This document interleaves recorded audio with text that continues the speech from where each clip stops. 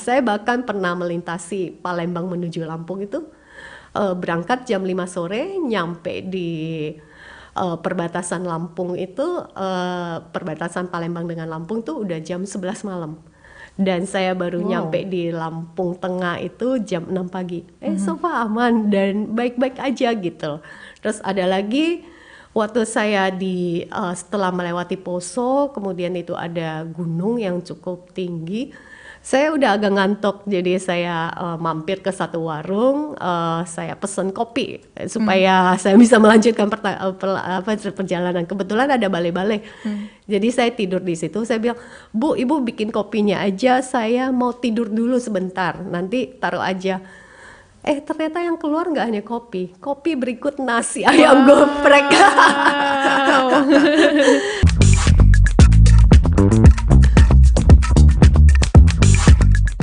Halo Sobat Antara, ketemu lagi di podcast Antara Close Up bersama saya Nabila Karisti. Di episode kali ini kita akan ngobrol seru ya dengan seorang pegiat bike to work nih.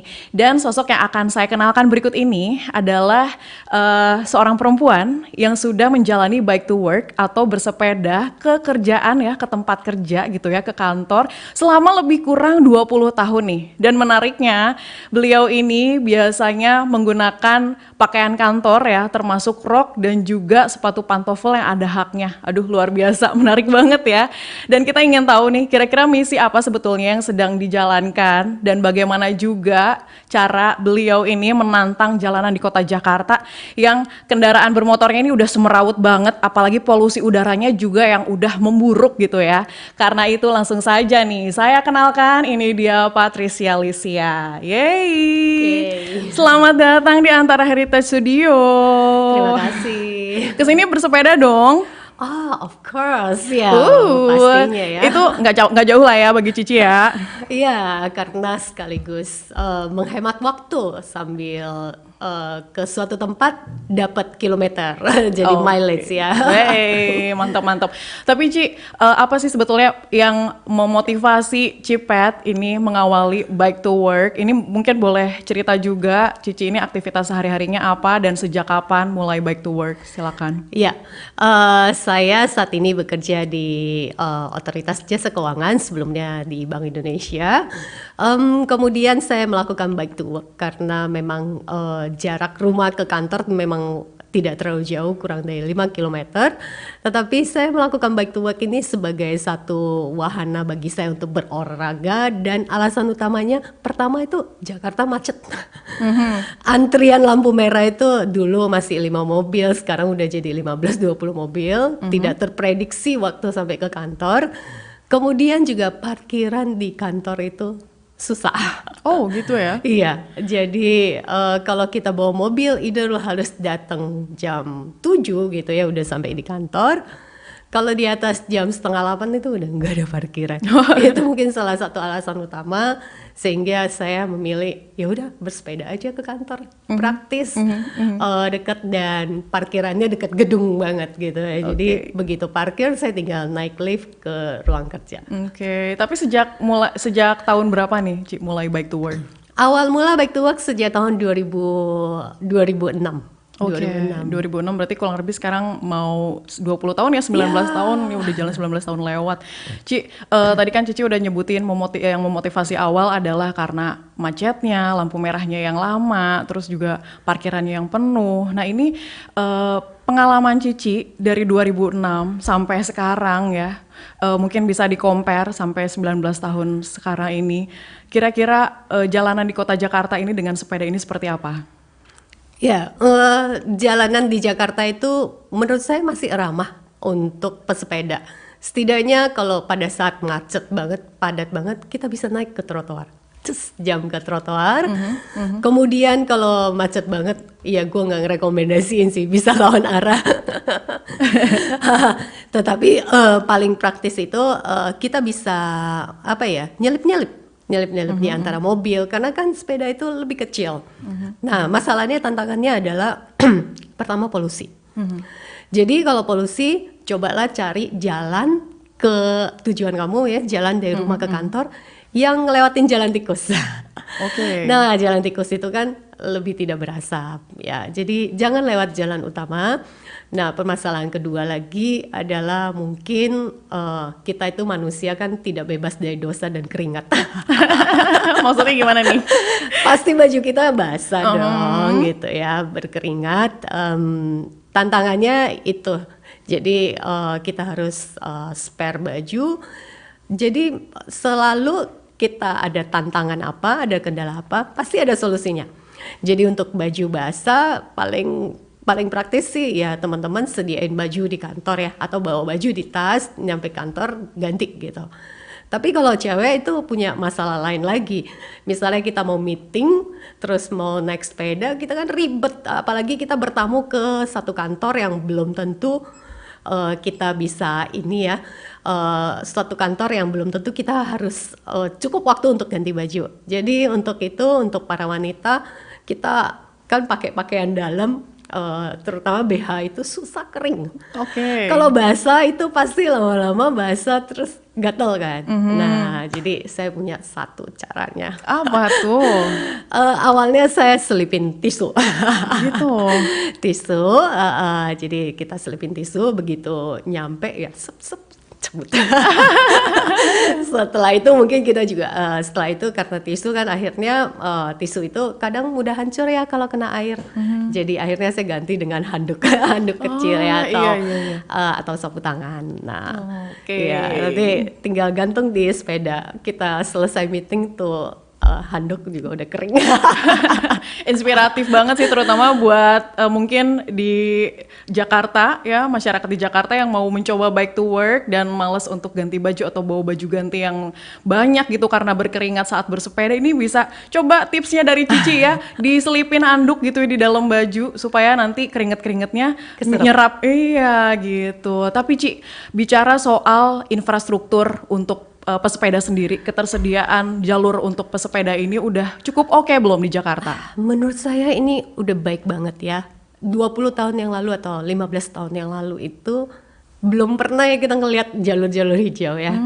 Jadi sekarang itu pemerintah sudah sangat serius menyediakan jalur sepeda, jalur hijau. Saking hijaunya itu nggak ada yang lewat. Jadi saya juga aneh, ini pemerintah udah nyediain, tetapi kok pesepedanya nggak bertambah signifikan ya. Bertambah sih ada, tapi tidak signifikan. Kenapa nggak masif seperti negara-negara lain gitu? Sebenarnya banyak juga yang bisa commuting ya, bisa commuting misalnya. Kita menjadikan sepeda itu sebagai satu media transportasi antara. Misalnya dari rumah ke stasiun kereta api saya harus naik ojek, saya naik sepeda aja gitu. Betul sih. Nah, ini salah satu juga yang hal menarik yang ingin saya ceritakan. Jadi kenapa saya juga semangat bersepeda ke kantor tuh, teman saya nyelotok, "Pet, ini sepeda itu lambang kekayaan lo loh." Oh ya? Setelah gue pikir-pikir, iya juga ya. Gue itu kan nggak perlu ongkos ke kantor ya. Sepeda gue cuma harganya 2 juta dan itu udah hampir 15 tahun ya dipakai, masih oke. Terus aku juga nggak perlu nyediain uang untuk beli bensin ya. Benar. Cicil motor ataupun cicil mobil. Jadi kalau saya hitung sebulan mungkin saya menghemat 2 sampai 4 juta. Kalau misalnya saya membawa mobil ke kantor, berarti kan saya bawa mobil sendiri, suami saya bawa mobil, kita harus beli ekstra mobil dong gitu ya, apalagi sekarang genap ganjil. Jadi dengan adanya sepeda itu membantu banget gitu. Sisi satu benefitnya secara finansial kita jadi lebih hemat, lebih banyak uangnya. Bener. Terus sisi lain kita bisa jadi ini media sebagai olahraga. Ya, buat kebugaran fisik kan. Betul, tapi bicara soal jenis sepedanya sendiri, tadi kan Cici bilang, sepedanya nggak perlu terlalu yang mahal-mahal gimana kok. Itu biasanya yang cocok nih untuk bike to work ini sepeda yang seperti apa sih? Paling praktis sih sepeda lipat. Oke. Paling praktis sepeda lipat. Jadi kalau teman-teman yang mau commuting bisa masukin ke ini ya, ke MRT boleh. Iya, KRL gitu ya. Ke KRL juga boleh. Mungkin kendalanya KRL itu pas kalau kita harus naik tangga. Tapi kan majority KRL sudah ada ini ya, ada lift ya. Nah itulah. Jadi misalnya kamu harus berhenti di stasiun yang ada liftnya. Nah, habis itu kan tinggal commuting lagi ke kantor ya. Oke. Iya. Bicara tadi jalur sepeda tadi, ini kan sekarang kan makin banyak juga nih Ci, kendaraan bermotor tuh rame. Bahkan saking macetnya ya motor juga pengen dong nerobos-nerobos. Atau bahkan mungkin karena jalurnya agak besar, mobil juga bisa masuk tuh Ci. Oh Nah iya. itu gimana? Sempet bikin sebel nggak nih para pesepeda nih? Ini serba salah ya, karena saya mulai bike to work itu sebelum ada jalur sepeda. Begitu ada jalur sepeda terpisah, itu bagi saya udah privilege banget. Saat saya ngelihat itu sepi, sayang dong nggak dimanfaatin. Jadi we share the road. Saya sih prinsipnya we share the road. Sepanjang nggak ada pesepeda lewat, itu motor mau lewat monggo, monggo. Tapi jangan sampai mengganggu. Maksudnya gini. Pesepeda saat bersepeda di jalur sepeda itu kan kita nggak bisa cepet ya. Mio kan dia tinggal gas. Iya. Apalagi di duku atas itu ya. Paling banyak itu duku atas. Kalau searah saya masih seneng. Ya maksudnya is okay we said. Yang suka di duku atas itu adalah di stasiun duku atas itu yang lawan arah. Oke. Ya, yang lawan arah itu yang bagi saya agak menyeramkan ya, mengganggu ya. Kadang apalagi mereka memperhatikan HP mereka untuk cek order, sehingga akhirnya kurang awas dengan situasi ya gitu. Dan berpotensi untuk membahayakan pengguna jalan lainnya ya. Karena kalau teman-teman yang naik road bike itu kan pakai cleat. Jadi nggak bisa setiap saat turun kakinya karena terkunci. Sedangkan motor tuh dia kadang suka ngerem mendadak atau apa gitu. Betul. Ci, ini kan bicara etika di jalanan gitu ya. Untuk pesepeda sendiri ada etika nggak sih pada saat di lalu lintas? Ini seperti apa nih ketika bersepeda? Ini penting sekali terutama pada saat malam hari. Ya, jadi teman-teman pesepeda sukanya kita kan sepeda itu kan nggak dilengkapi penerangan seperti motor. Ada lampu belakang, belok kiri, belok kanan, dan lampu depan. Jadi buat teman-teman yang commuting itu sepedanya harus terang kalau malam, lengkapi dengan lampu. Nah, terus sepeda itu juga nggak punya lampu sign kiri kanan ya. Nah ini untuk daylight ya. Pada saat kita belok kita harus kasih sign kiri, sign kanan gitu ya, mungkin dengan hand sign. Jadi hand sign itu penting banget untuk keselamatan kita juga. Dan jangan lupa pakai helm.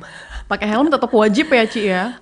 Di beberapa negara itu nggak diwajibkan. Bahkan bike to work sendiri waktu tahun lalu itu sempat tidak, 2 tahun yang lalu itu tidak begitu mewajibkan lah ya. Cuma safety masing-masing aja. Kalau saya sih, saya bergantung. Kalau saya pengen dandanan saya tetap rapi, saya nggak pakai helm. Oh gitu, justru nggak pakai helm biar tetap rapi. Rambut saya kalau udah dipakai helm kan nanti jadi kayak gini nih, ekor bebek semua. Oh iya. Tercetak ya. Jadi kalau saya lagi pengen tampil rapi nanti sampai di lokasi saya nggak pakai helm. Tapi tentu saja kalau kita nggak pakai helm, kita harus lebih hati-hati dong. Kalau pakai helm kita lebih pedenya. Nah, Cici juga kan selama di kantor gitu ya, selama berkantor di OJK juga kan terkadang ada meeting yang harus berpindah tempat gitu ya. Dan itu pakai sepeda juga tuh. Iya. Itu gimana cara ngejar waktu di jam meeting yang mungkin juga in rush hour, terus juga Cici pakai sepeda yang mungkin secara durasi akan jauh lebih cepat pakai kendaraan lain nggak sih, Ci? Nah, persepsi umumnya begitu. Padahal pakai sepeda itu lebih cepat nyampe. Gitu ya? Ya, tadi pertama lampu merah makin panjang. Kedua, sepeda itu kalau ada sign dilarang belok kanan kan nggak ada yang nilang kan? Nah itu mungkin beberapa kelebihan kenapa sepeda bisa lebih cepat. Terus sepeda itu kalau di Sudirman Tamrin kita kan punya jalur khusus yang nggak ada kendaraan lain. Sedangkan mobil lain kan harus ngantri. Jadi saya sudah berkali-kali nyoba. Misalnya saya ada meeting dari Tamrin ke Gatsu. Saya pakai sepeda, teman-teman saya pakai mobil dinas. Pasti saya nyampe duluan. Wow, keren-keren luar biasa. Iya. Dan di awal tadi aku sempat mention bahwa aku sempat ngeliat Cici pakai baju kantor langsung, apalagi pakai pantofel yang ada haknya gitu ya, heels. Nah itu gimana ceritanya, Ci? Memang nyaman bersepeda pakai seperti itu? Apa gimana nih? Ya ini. Masalahnya kan sebagai cewek kita mengutamakan penampilan. Betul. Terus kita juga nggak mau ribet dengan banyaknya barang bawaan. Iya, jadi saya orang yang simple, praktis. Tadi karena saya males ganti baju, saya selipin lah kain-kain ya. Anduk gitu ya, Iya, buat nyerap terus keringat. kalau saya males ganti sepatu, ya udah saya pakai pantofel dari rumah. Pakai pantofel dari rumah. Kemudian kalau musim hujan, saya pakai sendal. Oke. Nah, sendalnya nanti dikresekin, gantung aja tuh di sepeda. Nggak bakal hilang kok. Siapa sih yang mau ganti sandal jepit ya? Iya. Berarti persiapan apa nih yang perlu dilakukan mungkin untuk teman-teman yang pengen baru mau coba bike to work, ini persiapan apa aja yang harus dibawa gitu? Mulai aja dulu, ya. Langkah yang paling sulit itu udah memulai. Mulai aja dulu. Setelah kamu berjalan menghadapi apa, nanti cari solusinya. Oke. Cari solusinya. Jadi misalnya, aduh, saya sampai di kantor udah keringetan. Oh, kalau gitu bawa baju ganti. Atau misalnya saya nggak tahan sama polusi, silakan pakai masker. Ya, silakan pakai masker karena sepeda kita kan nggak perlu high speed. Kalau nggak perlu high speed dengan masker masih nyaman kok. Ya. Jadi terus misalnya saya nggak mau terlalu banyak motor gitu ya. Satu hal ya, tata tertib berlalu lintas. Yang kecil yang paling kecil yang menang. Jadi mobil ngalah sama motor ngalah sama sepeda. Oke. So far sih saya melihat bahwa pemotor di Indonesia itu respect loh sama sepeda. Jadi kalau ada sepeda mau lewat, dianya yang tadi kenceng, udah mulai ngerem-ngerem gitu ya. Jadi so far sih saya ngeliat ya, maksudnya ramah kok gitu. Mungkin yang gak ramah itu cuma beberapa, jangan digeneralisasi gitu. Oke, Cici juga ini gabung komunitas Bike to Work Indonesia berarti ya? Iya, jadi Bike to Work komunitas itu ada di semua kota ya, ada di semua kota, satu movement, dan saya sering membagikan perjalanan-perjalanan saya ke Bike to Work Indonesia. Kegiatan-kegiatan di komunitas sendiri seperti apa sekarang? Saat ini kita banyak, jadi Bike to Work di Indonesia itu banyak dilibatkan di dalam perencanaan tata kota. Ya, juga termasuk salah satu perjuangan yang mereka berhasil adalah membuat jalur separasi di jalur sepeda, sehingga sudah banyak sekali di Jakarta. Kemudian juga kegiatan-kegiatan lain mungkin setiap hari tertentu seperti hari Rabu pagi, biasanya itu kita ada ngopi bareng tuh di depan FX oleh Bike to Work rombongan Jakarta Selatan. Nah, di situ kita bisa ngopi bareng, sharing di situ, saling memberikan semangat lah. Karena kalau kita ketemu teman-teman yang satu passion dengan kita, itu kan sangat berbahagia sekali. Iya benar. Iya. Untuk jumlah anggotanya sendiri dan rentang usianya sendiri berapa sih, Ci? Rentang usianya, nah justru ini tantangannya di sini, anggotanya banyak yang sudah berusia. Oh gitu ya? Mungkin 40 ke atas, 50 ke atas. Bahkan yang udah pensiun pun mereka masih tetap tetap aktif di situ. Keren-keren. Nah, yang usia muda ini mungkin ini yang perlu tantangan. Yang usia muda mungkin sekitar 30% ya bantangan saya. Sisanya itu 40 up. Oke. Kalau Cici sendiri kalau boleh tahu usianya berapa nih? Saya udah 44 tahun. Wah, udah 44 tahun. Aduh, berarti kita-kita nih yang di bawah usianya jauh dari Cici nggak boleh kalah semangat ya untuk terus berolahraga dengan cara bersepeda ya. Jangan sampai membudayakan rebahan gitu, kaum rebahan. Kan sekarang banyak, Ci. Libur dikit, selonjoran. Kalau Cici libur dikit, sepedaan, bener. Iya, jadi kalau ada waktu, terutama di weekend, saya banyak pergunakan untuk menambah jumlah jam bersepeda. Wow, Ya, itu menjelajahi daerah-daerah baru gitu. wah, kemana aja tuh, Ci? Kalau di Jakarta sih saya paling suka ke Sentul ataupun ke Puncak ya, bersepeda dari Jakarta ke Sentul, terus sampai di Sentul karena di situ kita bisa belajar untuk melatih nanjak. Oke. Karena kalau di Jakarta kan flat ya. Iya. Nah, kalau di Puncak juga. Jadi kalau ke Puncak saya biasa sudah sampai Puncak turun tuh sampai ke Cianjur. Nanti dari Cianjur baru naik lagi gitu. hari libur kan biasanya orang-orang, apalagi yang sudah berkeluarga, ini kan menghabiskan waktu bersama keluarga. Ini Cici gimana sama keluarga? Memang anak-anak atau suami nggak marah gitu, Ci? Jadinya sepedaan mulu tiap hari. Ya, kebetulan restnya di hari Minggu ya. Jadi hari Minggu kami waktu family time juga karena hari Minggu kami juga ke gereja ya. Nah, kalau Saturday kebetulan anak-anak juga masih banyak les ya. Jadi hari Sabtu biasanya itu waktu saya untuk berlatih endurance. Oke. Karena saya juga saat ini menjadi salah satu ultra cyclist ya, pesepeda jarak jauh di Indonesia, dan kondisi saya bekerja full time, sehingga waktu yang paling memungkinkan untuk latihan itu adalah Sabtu. Wow, mantap. Berarti kepuasan dari bersepeda itulah hingga akhirnya membawa Cici untuk menjelajahi dunia baru, yaitu di ultra cyclist ya, Ci. Ya, mungkin boleh cerita pengalaman terakhirnya kegiatan ultra event apa nih yang udah diikuti? Iya, jadi saya bersyukur karena ada kesempatan perjalanan dinas juga dari kantor.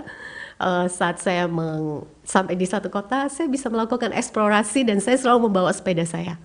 Ya, jadi saya banyak mengeksplorasi daerah baru. Saya juga pernah bersepeda dari Sabang, KM0, Aceh, sampai ke Labuan Bajo. Itu berapa kilometer? 4.500. 4.500. Wow, luar biasa. Ditempuh dengan durasi berapa hari? 20 hari. 20 hari? Iya, jadi rata-rata bersepeda 250 kilo per hari ya. Termasuk juga dengan penyeberangan antar pulau. Jadi itu melewati 7 pulau. Melewati 7 pulau, luar biasa banget. Itu sendiri atau barengan sama? Kebetulan itu event race, tapi itu solo ride. Solo ride itu artinya kita sendiri dan unsupported, tidak boleh didampingi, tidak boleh bawa tim teknis gitu. Nah, berarti persiapannya apa tuh, Ci, kalau misalnya mau ikut ultra cyclist race kayak tadi? Nah itu. Jadi kita harus bangun endurance. Saya karena posisi bekerja ya jam 8 udah harus ngantor. Jadi akhirnya 4:30 saya bangun seperti teman-teman subuhan. Habis subuhan itu pilihan kan mau tidur lagi atau mau beraktivitas. Nah kalau saya 4:30 bangun, jam 5 saya sudah di jalan di Sudirman. Waduh. Di Sudirman Tamrin bersama dengan teman-teman cyclist lainnya. Kita bersepeda sampai jam 6:15. Nah habis itu pulang ke rumah. Sampai di rumah biasanya untuk demi endurance ini saya run to work. Run to work? Lari. Jadi dari rumah lari ke kantor. Tapi muterin Monas dulu. Jadi supaya dapat 5-10 kilo gitu. 5-10 kilo. Iya, waduh, pulangnya itu juga. mantap. Secara kalori juga turunnya pasti banyak banget ya. Iya. Dan pas siang hari pakai waktunya untuk istirahat. Oke. Jadi saya kalau siang sukanya tidak jalan ya. Kalau teman-teman siang, break makan siang kemana? Kalau saya, udah jam makan siang ya, saya mau tidur dulu. Supaya badan bisa recovery dan siangnya kita nggak ngantuk. Nah, apa aja sih, Ci, yang perlu diperhatikan dari ultra cycling? Apa yang harus diperhatikan? Apakah mungkin dari nutrisinya juga, recovery-nya juga tadi? Iya, jadi pola latihan itu kita harus sesuaikan dengan race yang akan kita ikuti. Kalau kita memang harus mengikuti 200 km, 250 km per hari, ya kita sesuaikan pola latihannya itu. Kemudian juga nutrisi itu penting. Jangan sampai terlalu banyak berarti tubuh kita defisiensi akhirnya tipes. Iya, benar. Jadi istirahat juga harus cukup. Kalau nutrisi dan recovery ala Cici gimana nih, Ci? Kalau nutrisi saya banyak makan protein. Protein itu tidak harus daging ya. Protein itu kita bisa, Indonesia banyak kacang hijau dan itu murah ya. Betul. Saya sering banget masak kacang hijau, terus mungkin instead of makan almond yang katanya proteinnya tinggi, saya memilih kacang tanah. Kacang tanah di sangrai, saya suka makan itu. Kemudian juga mungkin kita juga kalau suka minum susu atau telur rebus itu satu hal yang bagus sih. Telur rebus iya sih, untuk nahan laparnya lebih lama sih ya, Ci ya. Benar-benar. Nah, Cici mungkin boleh cerita juga sepanjang pengalaman Cici ya untuk kegiatan ultra cyclingnya sendiri. Kan udah ikutan apa tuh Bentang Jawa, kemudian Trans Trans Nusantara. Nusantara, bahkan juga Silk Road Mountain ya Ci ya Iya, di Silk Road. Kyrgyzstan. Itu mungkin boleh cerita sepak terjangnya seperti apa, kemudian selama di perjalanan menemukan momen-momen yang seberkesan apa sih? Iya, jadi saya ingin menyampaikan bahwa pertama kali kenapa saya ikut Bentang Jawa karena saya mau mempopulerkan yang namanya taksonomi hijau. Apa itu Taksonomi taksonomi? hijau itu adalah klasifikasi perusahaan. Oke. Jadi taksonomi hijau satu produk yang dikeluarkan oleh OJK, di mana perusahaan kita harus klasifikasikan. Kalau dia perkebunan, apakah dia merah atau hijau atau orange. Nah, dengan adanya klasifikasi itu bisa menjadi benchmarking bagi perusahaan untuk memperbaiki diri. Kan kita juga sejalan dengan climate risk ya, zero carbon, road to zero carbon. Nah, jadi saya menggunakan media itu untuk melakukan apa ya? Sosialisasi lah ya. Sosialisasi. Nah, supaya sosialisasi saya bisa berhasil, berarti saya harus persiapan yang baik untuk setiap race-race yang saya ikuti. Nah, saya juga ingin menyampaikan ya, karena saya sudah berkeliling ke banyak daerah di Indonesia dengan sepeda. Wah, Indonesia itu ternyata ramah sekali untuk pesepeda. Oke. Khususnya untuk pesepeda wanita, karena saya juga sering bersepedanya nggak hanya pagi dan siang hari, tetapi lebih seringnya bersepeda nih malam hari. Karena malam hari itu kan teduh, Betul. sejuk, tidak panas, jadi heart rate juga aman. Dan ternyata itu aman sekali. Saya bahkan pernah melintasi Palembang menuju Lampung itu. Berangkat jam 5 sore, nyampe di perbatasan Lampung itu, perbatasan Palembang dengan Lampung tuh udah jam 11 malam. Dan saya baru nyampe di Lampung Tengah itu jam 6 pagi. So far aman dan baik-baik aja gitu. Dan Cici panjang malam itu goes. Iya. Itu nggak takut bahaya gitu, Ci? Nah ini, supaya untuk goes malam hari kita harus terlihat terang. Jadi kalau ada truk dari belakang dia bisa ngelihat tuh. Jadi di sepeda saya banyak reflektif, helm saya juga ini penuh dengan reflektif, badan saya juga penuh reflektif. Bila perlu pada saat dia ke sinarnya kena Nyorot ke gitu. sepeda kita, dia yang terkejut. Wah, binatang apa ini? Karena kan tidak mirip motor ya, gitu ya, penuh reflektif, lampu. Itu sangat penting banget. Terus juga skill bersepeda. Karena bersepeda itu kalau pada saat flat itu oke. Pada saat nanjak mungkin di situ perlu latihan power, tapi yang paling bahaya pada saat turun. Pada saat turun kenapa itu? Turun itu kan kecepatannya tinggi sekali. Sehingga tidak terkontrol ya. Iya, bisa uncontrollable, apalagi kalau jalannya rusak dan lain sebagainya. Terus kan road bike tuh rodanya kecil. Jadi memang tidak mudah tapi bisa. Dan satu lagi waktu itu saya pernah perjalanan dinas ke Makassar. Saya mengajar di situ, selesai mengajar kebetulan hari itu hari Kamis malam selesai ngajar saya langsung dari Makassar menuju Toraja. Waduh, luar biasa. Yes. Dan tadinya kan saya berpikir, waduh, kalau di Sulawesi orang Indonesia Timur kan pasti keras-keras gitu. Tapi ternyata di dalam perjalanan Sulawesi ya, jadi dari Makassar sampai ke Manado, karena waktu itu ada long weekend, saya pakai waktu long weekend itu untuk bersepeda plus cuti 2 hari ya, karena Senin Selasanya libur waktu itu plus cuti 2 hari, jadi berangkat Jumat sampai di Manadonya hari Kamis ya. Nah, di perjalanan saya pakai navigasinya sempat searching bikin rutenya pakai Google Map. Google Map kan dia cari jalan yang singkat. Iya. Akhirnya disasarin ke gunung. Terus jadi turun ke lembah. Ternyata di lembah itu masih daerah dingin. Di situ orangnya minum tuak. Jadi saya gedor-gedor pintu karena jalannya udah rusak banget. Saya pikir saya mau tanya ada kendaraan nggak bisa nganter saya ke atas. Terus yang buka pintu bapak-bapak, terus dalam dengan kondisi bau tua gitu. aduh nggak bisa karena di sini orang udah pada minum tuak jadi nggak berani naik motor lagi, nggak ada yang bisa nganter. Akhirnya dia nawarin nginep aja dulu di rumah ini. Nah kalau kita mau menginap kita lihat dulu di rumah itu ada wanitanya nggak. Kalau mereka adalah family, oke, kita nginep pasti aman gitu. Dan ternyata iya aman. Terus besok pagi sudah subuh baru mereka nganterkan saya ke sampai ke ya jalan yang agak bagus lah, baru saya diturunkan di situ.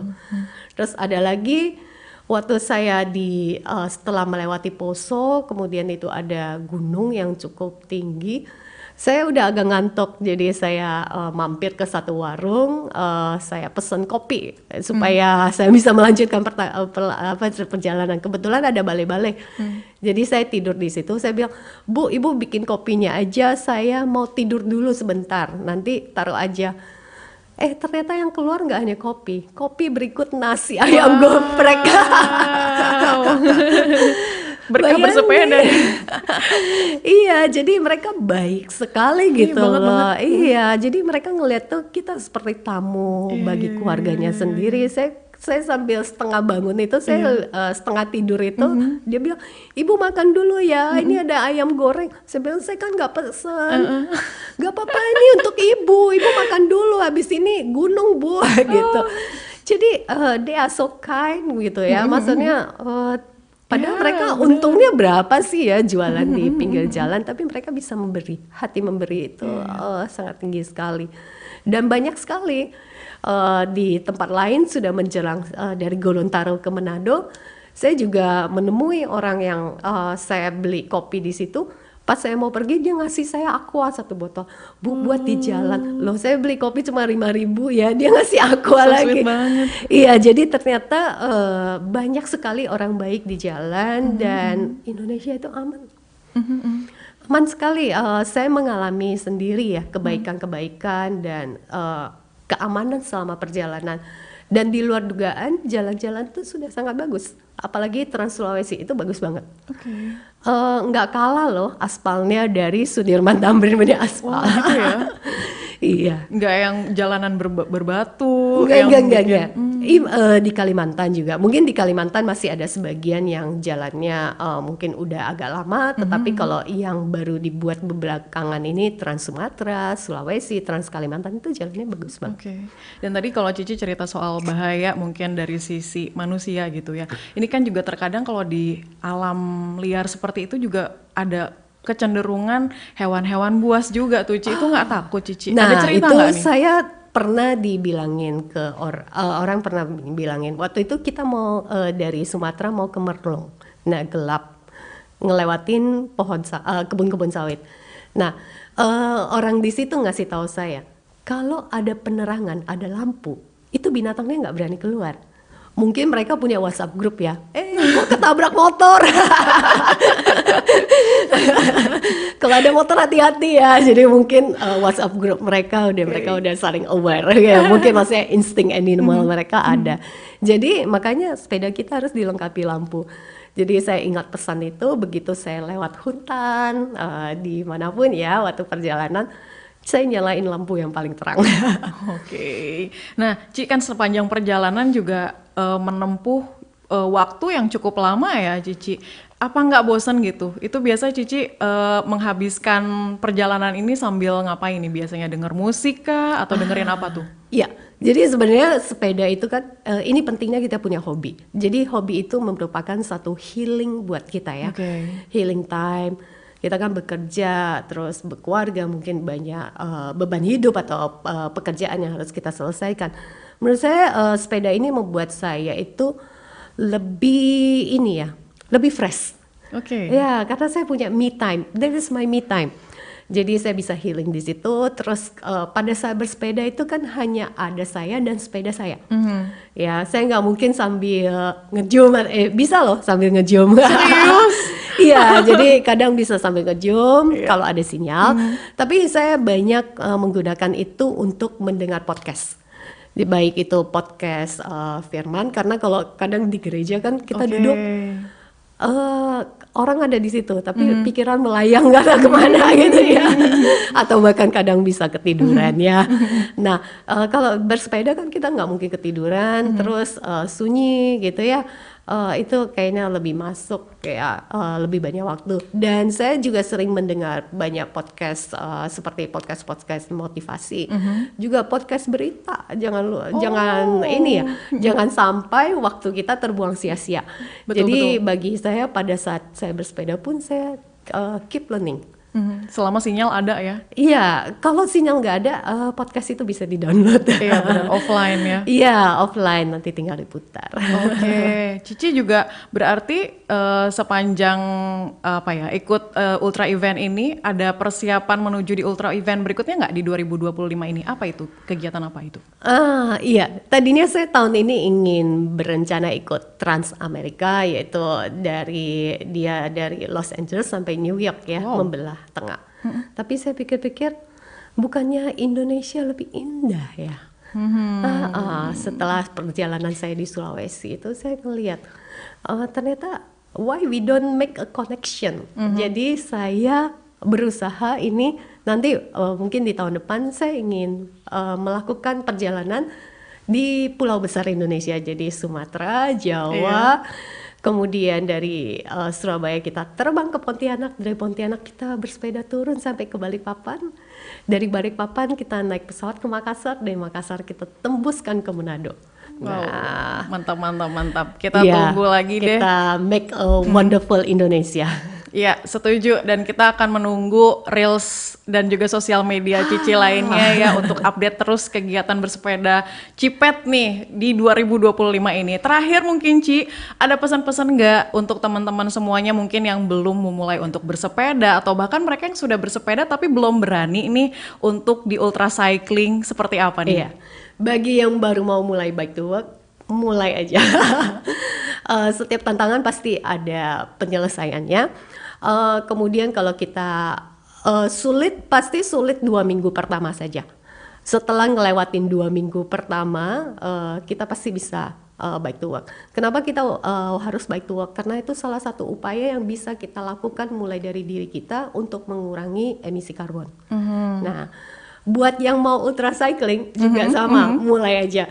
Kalau mau menu latihan boleh hubungi saya, atau bisa ikuti Strava saya, bisa lihat bagaimana kita harus secara konsisten dan bertahap menambah beban latihan saya, latihan. Misalnya biasanya cuma setengah jam, berarti kita konsistenkan misalnya sebulan kemudian 1 jam. Mungkin sebulan kemudian nanti kita tambah jadi 1,5 jam. Berikut juga dengan latihan elevasinya. Jadi nggak ada yang instan, semua harus dilakukan secara bertahap supaya badan kita bisa adjust. Luar biasa loh Tuhan menciptakan badan kita. Dan teman-teman bisa lihat banyak kan binaragawan yang dari ceking bisa jadi binaraga. Jadi semuanya bisa kalau kita mau. Betul, dan dari bike to work sendiri juga bisa merambah ke bike to everywhere ya Ci ya? Yes, itu praktis sekali bersepeda kemana-mana karena saat ini coba Bapak teman-teman lihat mall-mall di Jakarta itu parkiran sepedanya itu ada di lobi. Luar biasa, udah eksklusif nih. Iya, eksklusif, kita nggak perlu saingan dengan motor atau tidak perlu berjalan terlalu jauh. Ini praktis banget bersepeda itu. Bagi saya itu sekarang bersepeda udah way of life-nya saya gitu ya, udah jadi style hidup saya. Jadi kemanapun Cici udah pakai bike ya, udah pakai sepeda ya, termasuk ke pusat perbelanjaan juga gitu ya? Iya, ke pasar, ke mall, bahkan kemarin ke wedding juga saya sama anak saya, yuk mari kita naik sepeda. Serius? Iya, nantikan listnya. Dan berarti passion Cici di sepeda ini bawa pengaruh juga dong sama keluarga dan teman-teman sekitar? Yes. Nah, satu lagi dengan bersepeda, pertama itu kalau mau masuk ultra cyclist terutama itu penting banget support dari keluarga. Apalagi kita wanita ya, support dari suami dan anak itu penting banget.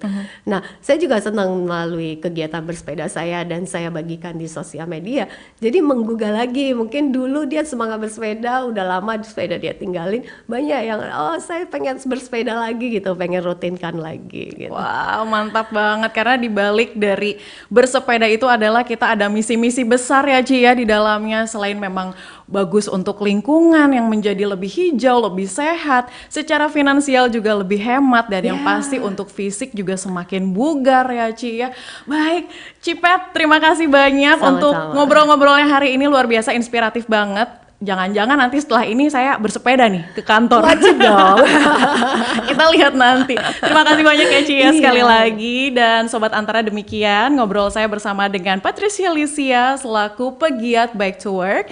Dan kita akan ketemu lagi di lain kesempatan di podcast Close Up lainnya. Saya Nabila Karisti pamit, sampai jumpa. Dadah. Bye.